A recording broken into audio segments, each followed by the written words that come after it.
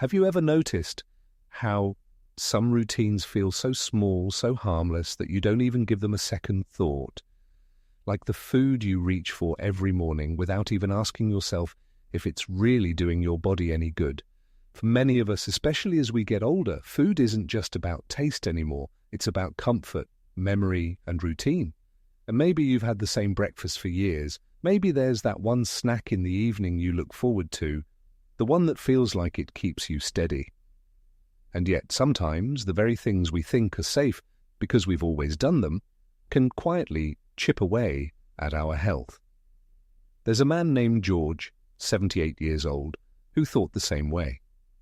Every morning he would sit at his kitchen table, pour himself a hot cup of coffee, and eat the same food he had for decades. It seemed harmless, even good for him.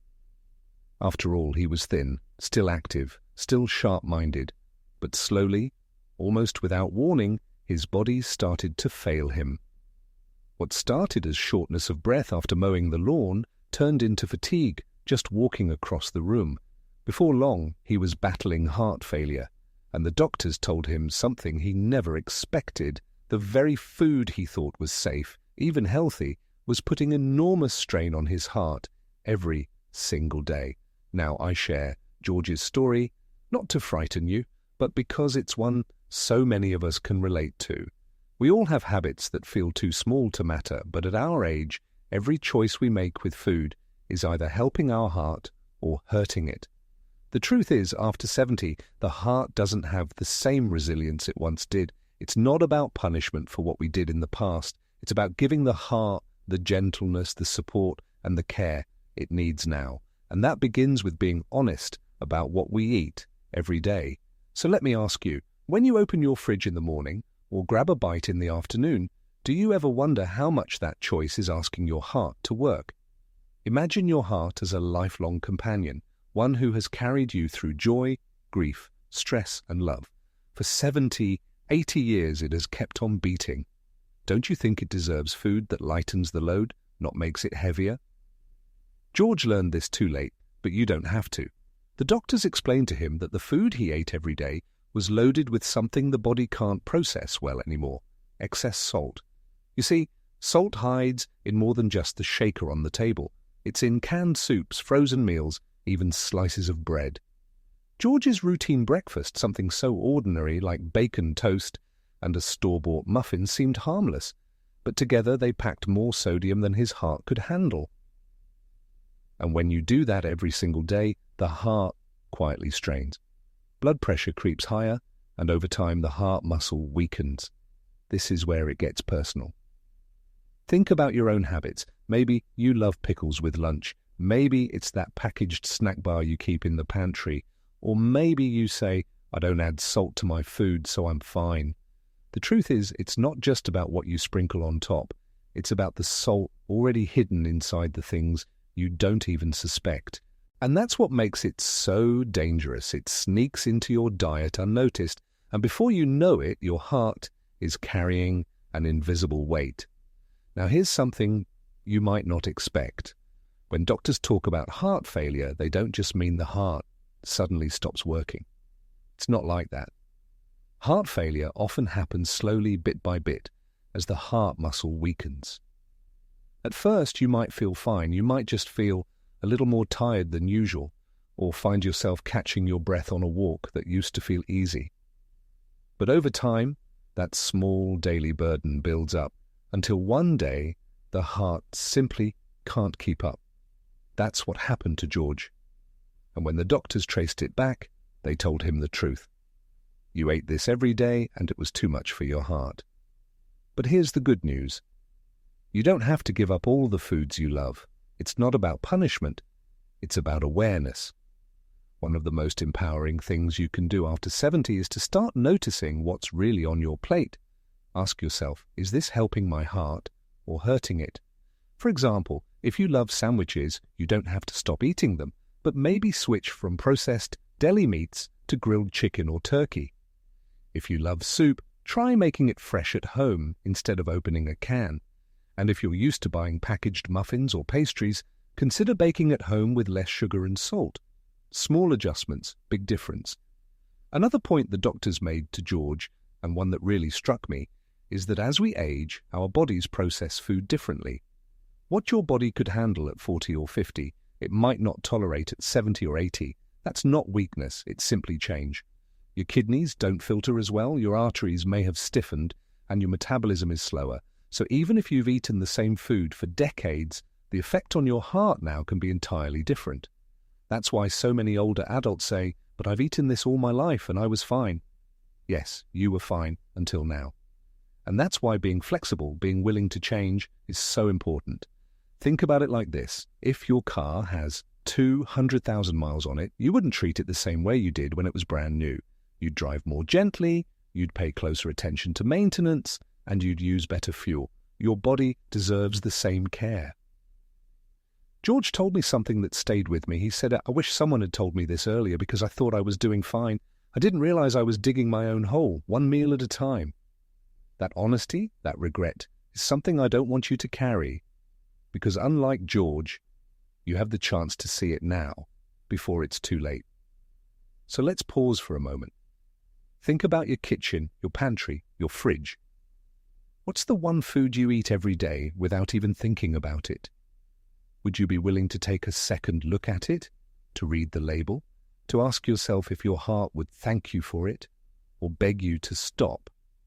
That one question alone could save you years of health and independence. And while salt is a major culprit, it's not the only thing. Sugar plays a role too. The muffin George ate each morning wasn't just salty, it was loaded with sugar. And sugar doesn't just affect weight, it inflames the blood vessels, increases triglycerides, and pushes the heart to work harder. When you combine too much salt with too much sugar, it's like giving your heart a double burden. And yet it's something so many of us do without realizing it. I want you to imagine something for a moment. Imagine walking into your doctor's office for a regular checkup. You sit down expecting to hear the usual things. Maybe a reminder to watch your blood pressure, maybe a suggestion to exercise a bit more. But instead, your doctor looks at you and says, "Your heart is failing." How would you feel in that moment? Shocked, angry, helpless? That's exactly how George felt. But what made it even harder was knowing it didn't have to happen. This is why I'm talking to you about it now, because it doesn't have to happen to you. You still have time to protect your heart, to make choices that give you energy, freedom, and joy instead of fear and limitation. It's not about perfection. It's about awareness. You don't have to overhaul your whole life in one day. Start with one choice, one habit, one meal. Maybe tomorrow morning, instead of reaching for that packaged pastry, you try oatmeal with fresh fruit. Instead of processed meat, you try eggs with vegetables. Instead of canned soup, you try homemade broth with fresh herbs. These little changes may seem too small to matter, but to your heart, they are everything. And I'll tell you this, when George made these changes, even after his diagnosis, he began to feel better. No, his heart failure didn't disappear, but his energy improved, his symptoms lessened, and most importantly, he gained a sense of control again. And that sense of control is something you deserve, too. Because at this stage in life, it's not just about adding years. It's about adding good years, years where you can walk, laugh, play with grandchildren, and enjoy your independence. So as we continue this conversation, keep George's story in the back of your mind. Let it be a reminder that what feels harmless may not be harmless at all. And let it encourage you to take a second look at what you eat every day. Because the truth is, your heart is talking to you all the time, through your energy, your breath, your strength. And when you choose food that supports it, you'll hear the difference loud and clear. Now, when doctors explained to George that his daily food choices were quietly wearing his heart down, it wasn't just about that salty bacon or the sugar in his muffin. It was about a pattern, a hidden collection of foods and habits that, when added together, created a storm inside his body. And the truth is, most of us have those same patterns. Sometimes we don't even realize we've built them because they've become part of our lives for so long that we stop questioning them. Let's start with something you may not expect. Processed meats, ham, bacon, sausages, deli turkey, even those neatly packaged slices of bologna or salami. They look so convenient, so easy to use, and for many people they've been a quick solution for decades. But these meats don't just contain sodium, they're also packed with preservatives like nitrates and nitrites. At first glance, these words may sound like chemistry terms you can ignore, but what they really do is damage blood vessels, increase inflammation, and raise the risk of heart disease. Think of them like tiny sparks that keep hitting the inside of your arteries. One spark might not hurt much, but over years and years, the lining of those arteries weakens, scars, and stiffens. That's exactly the kind of silent damage that sets the stage for heart failure. George used to say, "It was just 2 strips of bacon. How bad could that be?" But imagine those 2 strips multiplied by 7 days a week, by 52 weeks a year, by 10 or 20 years. Suddenly those harmless strips aren't so harmless anymore. And here's the difficult part. When you've built your morning around the smell of sizzling bacon, it feels impossible to give it up. But what if you thought about it differently? What if, instead of focusing on losing bacon, you thought about gaining mornings where you breathe easier, where your heart beats steadier, where you feel light enough to take a walk with your grandchild without stopping to catch your breath? That shift in focus makes change feel less like sacrifice and more like freedom. Another food George leaned on, and one that many of us do, was canned soup. On cold days, there's nothing more comforting than heating up a bowl in minutes. It feels warm, filling, even wholesome. But here's the shocker. One small can of soup can hold more sodium than your body should have in an entire day. And when you eat it regularly, the salt doesn't just sit quietly. It pulls water into your bloodstream, raises your blood pressure, and forces your heart to pump harder against that pressure. Imagine trying to blow air into a balloon that's already stretched too tight. That's what your heart does every time you eat salty foods. George admitted that soup was his shortcut meal. He didn't feel like cooking, so he'd reach for a can. And haven't we all done that? It's quick, it's cheap, it's easy. But when he replaced it with homemade vegetable soup, something remarkable happened. He not only reduced the strain on his heart, but he rediscovered the joy of cooking, even if it was just chopping a few carrots and onions and letting them simmer. He said, "I never thought cooking could feel like medicine, but it does." And that's something powerful to remember. Food is either medicine or poison, and every meal gives us a chance to choose. Now let's talk about something sweet, because many of us lean on sugar without realizing it. Cookies in the evening, a soda at lunch, a slice of pie when friends visit. These little indulgences bring joy, but sugar is sneaky. It doesn't just sit on your waistline, it changes the chemistry inside your body. Too much sugar raises triglycerides, the fat floating in your blood. It lowers good cholesterol, and it fuels inflammation, the silent fire that weakens arteries and makes your heart work harder. For George, it wasn't the occasional dessert that hurt him. It was the steady stream of sweetened foods that felt harmless. The muffin at breakfast, the soda in the afternoon, the candy he kept in a jar by the recliner. When he finally cut back, something surprising happened. He noticed his energy lifting, his sleep improved, even his mood felt lighter. And that's the part people don't always expect. Changing what you eat doesn't just change lab numbers or medical charts. It changes how you feel every single day. That's why when doctors warn about sugar and salt, they're not trying to take away your joy. They're trying to give it back to you in the form of energy, comfort, and freedom. But let me pause here and ask you, have you ever noticed how food cravings are strongest when you feel tired, lonely, or stressed? That's no accident. The brain seeks comfort in the easiest form it knows: sugar, salt, fat. For George, mornings were about habit, but evenings were about loneliness. He admitted that when his wife passed, food became his company. And maybe you felt that too, that reaching for something to eat feels like filling a gap.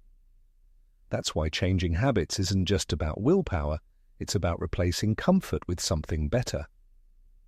A phone call with a friend, a walk at sunset, a hobby that keeps your hands busy. Because if food is the only comfort, the heart ends up paying the price. One evening, George told me something that broke my heart. He said, "I thought I was giving myself a treat, but really I was punishing my body." That's when it hit me. So many of us confuse comfort with kindness, but real kindness to yourself is giving your body the fuel it needs to keep you strong, to keep you independent, to keep you here, fully present with the people you love. That's the kind of kindness that doesn't fade after 5 minutes of sweetness. It lasts for years. Now, I know this can feel overwhelming.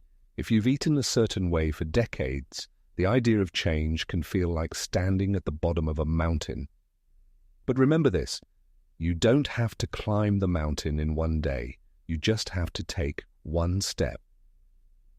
George started small. He switched from canned soup to homemade once a week. Then he cut back his soda to every other day. Then he added fruit instead of candy by his chair.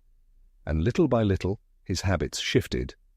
What felt impossible at first became normal. And that's the secret. Habits may be strong, but they're not unbreakable. And here's the inspiring part. George said the first time he walked around the block without gasping for air, he felt like he had been given his life back. It wasn't about becoming young again. It was about reclaiming something precious, something he thought he had lost forever. And that's what I want you to feel too, that spark of life returning, just from choosing food that loves your heart instead of hurting it. So think about your daily routine. Where does hidden salt sneak in? Where does sugar slip by unnoticed? Is it in the bread, the sauces, the packaged snacks? Is it in the soda, the pastries, the processed meats? Be honest, not to punish yourself, but to give yourself the power to change. Because once you see it clearly, you can't unsee it, and that awareness is your greatest weapon. Let's not forget one more thing the doctors told George: portion size. Even if the food is healthy, eating too much at once still overloads the heart. Big meals force your body to push blood to the stomach, leaving the heart and brain temporarily strained. That's why some people feel lightheaded or unusually tired after eating. For George, it was oversized portions that added to the problem. He thought, if one serving is good, two must be better. But the truth is, especially after 70, smaller meals spaced out through the day are kinder to your heart. I want you to imagine sitting down for dinner tonight. What if, instead of filling your plate until it's heavy, you served yourself half as much and added more vegetables on the side? What if, instead of going back for seconds, you waited 20 minutes and listened to your body's signals? These little adjustments may feel minor, but they can lighten the burden on your heart in a way you'll feel almost immediately. George used to say, I thought eating less meant enjoying life less, but it actually gave me more energy, more comfort, more ability to do the things he loved. And isn't that what we all want at this stage? Not more food, but more life. So when you think about heart health, don't just think about avoiding disease. Think about building joy. Food should give you freedom, not chains. And every choice you make, every bite, is a chance to step closer to freedom. When George first heard the words heart failure, he thought it was a death sentence. He imagined his life shrinking, his freedom gone, his days filled only with pills and doctor visits.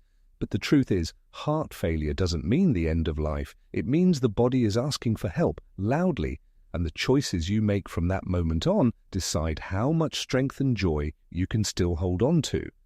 And this is where so many people misunderstand. They think it's all about the big, dramatic changes, strict diets, hours of exercise, giving up everything they enjoy. But in reality, it's the quiet, consistent shifts in daily life that matter most. One of the hardest lessons George learned was about fried foods. He grew up in a family where frying was second nature: fried chicken, fried potatoes, even fried fish on Fridays. To him, the smell of frying oil was the smell of home. But here's the painful truth. Fried foods are like hidden traps for the heart. The oils used for frying break down under high heat, turning into trans fats and other harmful compounds. These don't just raise cholesterol, they scar the arteries, make blood thicker, and strain the heart with every bite. When his doctor explained it, George sighed and said, "So you're telling me I can never taste fried chicken again?" But the doctor smiled and said, "Not never, just not the way you're used to." And that's when George discovered something surprising. By baking chicken with herbs and a drizzle of olive oil, he still got the flavor, the crisp, the satisfaction, but without the crushing weight on his heart. It wasn't about losing something he loved, it was about reinventing it. And that's the beauty of change at this stage in life. You're not erasing your past, you're rewriting your future. Another challenge was portion control with alcohol. For decades, George enjoyed a glass of wine with dinner, sometimes two. He had read somewhere that red wine was good for the heart, so he felt reassured. And yes, in small amounts it can be, but the line between help and harm is thinner than many people think, especially after 70. The liver doesn't process alcohol as well, and the heart is more sensitive to its effects. For George, those 2 glasses added stress he didn't even feel, till his doctor showed him how it was contributing to irregular heart rhythms. So he made a simple change, 1 small glass, only a few times a week. And what surprised him most wasn't the lack of wine, it was the gain in clarity, sleep, and energy. He said, "I thought wine was helping me relax, but really it was making me weaker." And that's something many of us need to remember. Sometimes the things we think are helping are the very things holding us back. But maybe the most overlooked danger of all wasn't in George's pantry or on his plate. It was in his chair. Long hours of sitting day after day weaken the heart just as surely as bad food. He spent mornings reading, afternoons watching television, evenings dozing in the recliner. And though he told himself he was resting, what he was really doing was letting his circulation slow, his muscles weaken, his heart grow lazy. When his doctor told him, "Your heart is a muscle, use it or lose it," George finally understood. And here's where the magic happened. He didn't start running marathons or lifting weights. He started with 10 minutes, just walking to the corner and back, then 15 minutes, then 20. Slowly, the rhythm of walking became part of his life, and each step told his heart, "I'm still here, I still need you, stay strong for me." And let me tell you, walking is one of the most powerful medicines for the heart. It lowers blood pressure, improves circulation, strengthens muscles, and clears the mind. But more than that, it gives you independence. George said the first time he managed to walk around the block without stopping, he felt like a boy again, free, capable, alive. That's the gift movement gives you, no matter your age. Now maybe you're listening and thinking, "I've made too many mistakes, it's too late for me." Let me stop you right there. It is never too late. George made changes at 78 with a failing heart and still found new strength, new joy, new freedom. Imagine what you can do if you start today, even if it's just with one small shift, because every step, every meal, every choice is a message to your body, and your body listens. Think about it this way, your heart has carried you for 70, 80 years without asking for much. Isn't it worth giving it a little help now, a little relief, so it can keep carrying you into the years ahead? Every time you choose fresh food over processed, every time you walk instead of sit, every time you drink water instead of soda, you're telling your heart, "Thank you." And in return, your heart thanks you back with more energy, more freedom, more life. George's story isn't just a warning, it's a reminder of how much power we still hold, even when it feels like life is slipping out of our hands. Yes, he ate the wrong things for too long.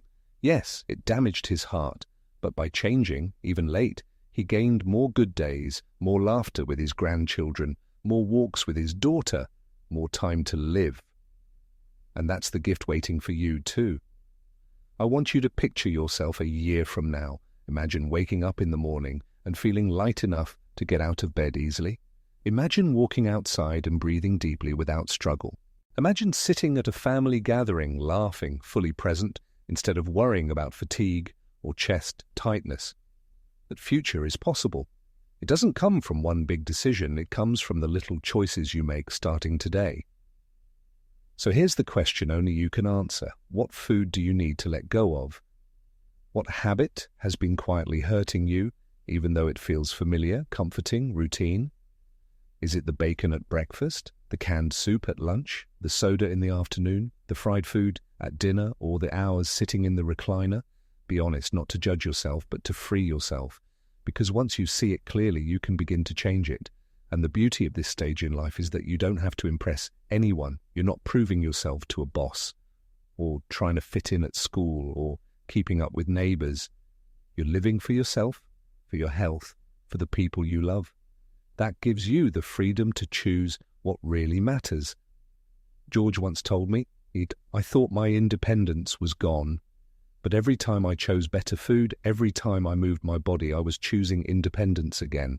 And that's exactly the choice in front of you, to trade habits that shrink your life for habits that expand it, to trade foods that drain your energy for foods that fuel it, to trade sitting still for moving forward. And you don't have to do it alone. Share your journey with friends, with family. Invite them to walk with you. Cook meals together. Turn health into a community, not a chore. Because when you do, it doesn't just strengthen your heart. It strengthens your connections, your joy, your life. So take a breath right now. Feel your chest rise and fall. That's your heart talking to you. Steady, loyal, asking only for a little help. And when you give it that help, when you lighten its burden with better food, smaller portions, more movement and less salt and sugar, you give yourself the greatest gift of all: more time, more freedom, more life worth living. George's story reminds us of something so simple yet so easy to forget. Our habits create our future. The meals we eat, the drinks we choose, the time we spend moving or not moving become the building blocks of our health. For George, decades of small choices added up to heart failure. But when he finally listened to his body and his doctors, those same small choices became the path to healing, strength, and dignity. And that's what I want you to hold on to. Dignity. Because as we get older, it's not just about surviving, it's about living with dignity, independence, and the freedom to enjoy the life you've built. No one wants to feel like a burden, to give up their ability to walk across the room without help, to lose the chance to laugh freely with family because they're too tired or too short of breath. Protecting your heart isn't just about adding years. It's about protecting those moments, those freedoms, those joys. George admitted something once that cut right to the heart of it. He said, I was scared of giving up my favorite foods. But what I should have been scared of was giving up myself. That's the real cost of ignoring what we eat. The cost isn't just on the body, it's on the life we get to live. So let's talk about the heart, not as a muscle, but as the keeper of your story. Every beat of your heart has carried you through the most important moments of your life. It beat faster on your wedding day. It carried you through the long nights when your children were born. It held steady when you faced loss, grief, stress, and pain. It has never stopped for you, not once, not even while you slept. Isn't it worth showing it some love in return? One of the best ways to love your heart is to simplify. At this stage in life, food doesn't need to be complicated. You don't need exotic diets, trendy superfoods, or endless lists of rules. You need fresh, simple, nourishing meals, foods close to the earth, foods that don't come in packages with long lists of ingredients, vegetables, fruits, beans, lean proteins, whole grains, healthy oils. These are the foods that speak gently to your heart, that calm inflammation, that lower blood pressure, that keep arteries clear. When George began making these changes, he discovered something he didn't expect. His taste buds woke up. For years, the salt and sugar in processed foods had dulled his sense of taste, but once he cut back, he started noticing the sweetness in an apple, the richness of roasted vegetables, the satisfaction of fresh herbs. He laughed one day and said, "I didn't know carrots actually had flavor until now." It was as if his body had been waiting all this time for real food. And maybe that's true for you too. Maybe your body is waiting, quietly, patiently, for the moment you decide to give it what it really needs. Maybe your heart is waiting for you to lighten its load so it can keep beating strong and steady for the people you love. Now, I know change can feel lonely. Maybe your spouse still eats the same way. Maybe your friends still bring casseroles filled with salt and cream. Maybe you don't want to feel like the difficult one at the table. But here's the truth. Taking care of yourself isn't selfish. It's one of the greatest gifts you can give to the people around you. Because when you choose health, you're choosing more time with them, more laughter, more memories, more moments that matter. George said the hardest part wasn't changing his own habits, it was saying no to the expectations of others. Turning down fried chicken at a family picnic, skipping the soda at a barbecue, asking for fresh vegetables instead of creamy sides. At first, it felt awkward, even embarrassing. But then something surprising happened. His family started joining him. His daughter started cooking with less salt. His grandchildren discovered they liked roasted sweet potatoes better than French fries. What began as one man's quiet change turned into a ripple that touched everyone around him. That's the power you have. When you choose better for yourself, you set an example. You show your children and grandchildren that health is worth protecting. You remind them that age is not an excuse to give up, but an invitation to live differently. And living differently doesn't mean living without joy. George still enjoys treats, but now they're occasional, not daily. He still has comfort foods, but now they comfort his body as much as his mind. And the joy he feels walking outside, breathing freely, laughing without gasping, that joy is far greater than anything he ever found in a muffin or a slice of bacon. So maybe it's time to ask yourself, what do you want more of in your life? More sugar, more salt, more fried foods, or more energy, more laughter, more time with the people you love? Because every bite you take is answering that question, whether you realize it or not. And here's the beautiful truth: your body forgives you. Even if you've spent years eating the wrong things, your body responds quickly to kindness. Within weeks of lowering sodium, your blood pressure drops. Within weeks of cutting sugar, your energy rises. Within weeks of moving more, your circulation improves. You don't have to wait years for results. You can feel the difference in your body almost right away. George used to tell me that every time he made a healthy choice, he imagined his heart smiling back at him, saying, "Thank you for making my work easier." And maybe that sounds silly, but I think it's true. But your body's always talking to you through your energy, your breath, your strength. And when you listen, when you choose foods and habits that lighten the load, you'll hear your body thanking you in return. So don't think of this as giving something up. Think of it as gaining something far more valuable. Gaining time. Gaining independence. Gaining the ability to walk outside and feel the sun without fear of collapsing. Gaining the chance to play with your grandchildren, to dance slowly in the kitchen, to wake up in the morning without dread. That's what's at stake. Not just food, but life. Not just habits, but freedom. George's story could have ended with regret, but because he chose to change, it ended with hope. Even with heart failure, he found strength again. He found laughter again. He found himself again. And that's what I want for you. Not just survival, but life worth living. Life filled with dignity, joy, and peace. And maybe right now, you're thinking of one habit you know you need to change. Hold on to that thought. Don't push it away. That's your starting point. You don't have to fix everything today. Just choose one thing and let that be the seed. Because once you plant it, once you feel the difference, it will grow into more. And before you know it, you'll look back and realize you've built a life your heart can carry with strength, not struggle. Take a moment right now. Put your hand on your chest. Feel that steady beat. That's your heart saying, "I'm still here. I'm still fighting for you." Isn't it worth fighting for in return? George's journey, in many ways, is the journey of so many people who reach their 70s and beyond. For years, he thought he was doing fine. He believed his routines were safe, that the foods he had eaten for decades couldn't possibly hurt him now. But the truth is, the body changes. What once felt harmless can become heavy, and the heart, the very engine of life, can only carry so much before it begins to falter.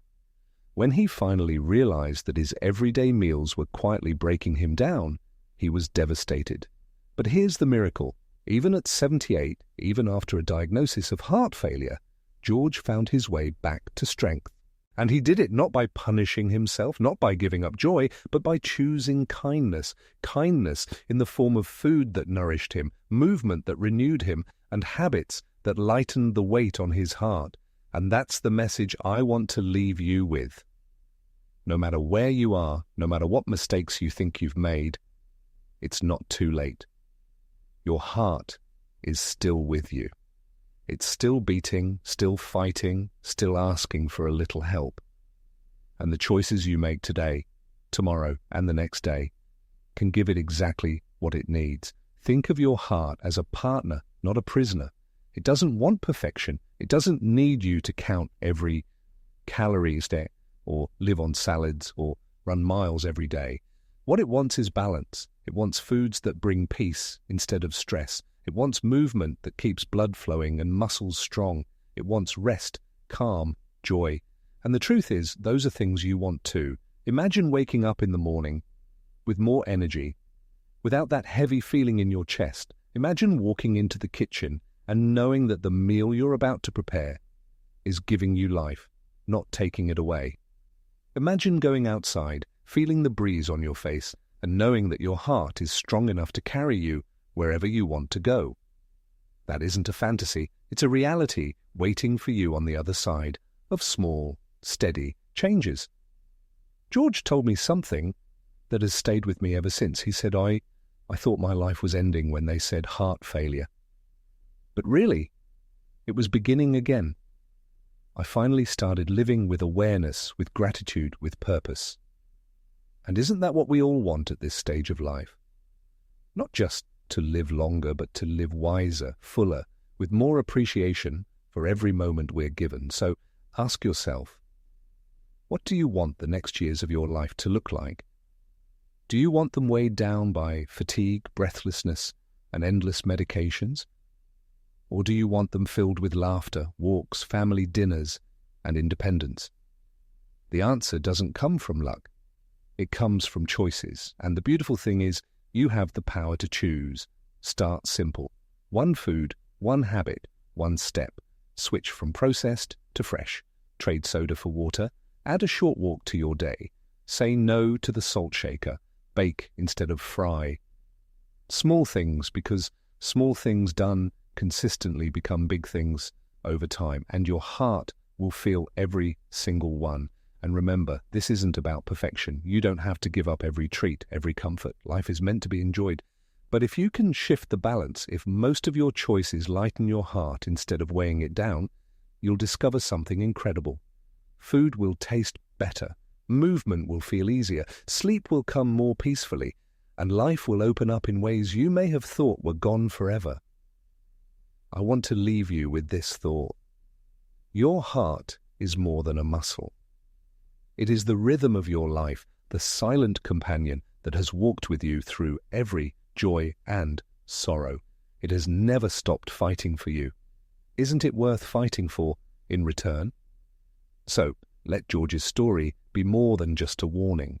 Let it be a reminder that change is possible, that hope is real, that life can still be full and beautiful after 70, after heart failure, after mistakes, because as long as your heart is still beating, you have the chance to make it stronger. Take that chance. Choose kindness for your body. Choose food that heals. Choose movement that strengthens. Choose life.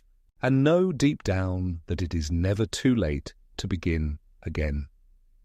Here's to you, to your heart, and to the years ahead, may they be lighter, brighter, and filled with the freedom you deserve.